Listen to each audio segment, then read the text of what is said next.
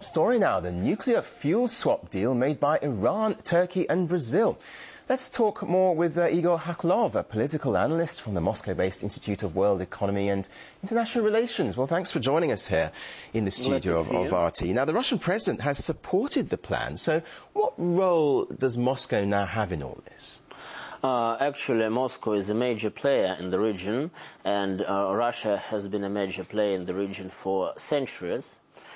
So our relations with Persia, present Tehran, has developed for centuries. So Russia is definitely a major player in the region, and Russian approach towards the problem is pretty prudent. Russian president thinks that in Russia we have a saying that a bad peace is better than a good war.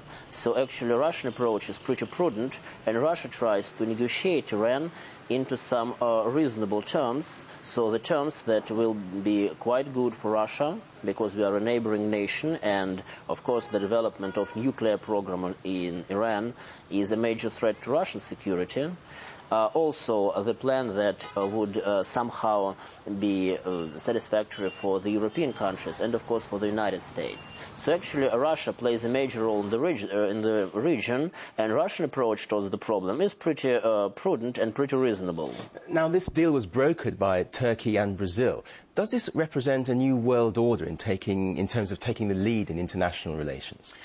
Oh, I would say that Turkey's role in this deal is pretty important, because Turkey borders a European Union from its one side, and also it borders many other nations, and you know the regimes in many of those nations are not very stable, and the relations, and actually in this case Turkey could play a role as a mediator between the Europeans, between the United States and its neighboring countries. So in this case the role of Turkey cannot be underestimated. If we talk about Brazil, Brazil is a major economic player. It's a vast country with great natural resources, human resources and economic resources. So I think it's the role of new countries, the countries that develop fast, is increasing.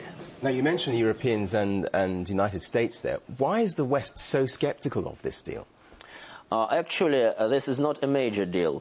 Let's say it this way, because this deal is it's only an exchange of 1,200 kilos of uranium into 120 kilos of enriched uranium that is going to be used in a reactor in Tehran. So it's just a scientific project, and it's using this uranium in the reactor for scientific purposes. It doesn't anyhow concerns the major problem. The major problem is that Iran wants to develop its nuclear power, as it says, but Iran wants to enrich uranium. So this deal doesn't actually change much in the basic problem. The basic problem is the desire of Iran to enrich uranium itself. So very briefly then, I mean, given what you say, do you think that the UN Security Council will approve new sets of sanctions against Iran despite this deal?